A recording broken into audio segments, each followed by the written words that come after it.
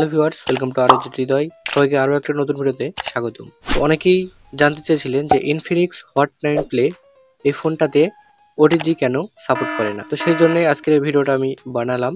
যাদের কাছে Infinix hot 9 play কিংবা এর আশেপাশে কোনো ইনফিনিক্সের ফোন আছে যেটাতে ওটিজি সাপোর্ট করে না, তো তারা জানতে চেয়েছিলেন যে কিভাবে ওটিজি সাপোর্ট করাবো।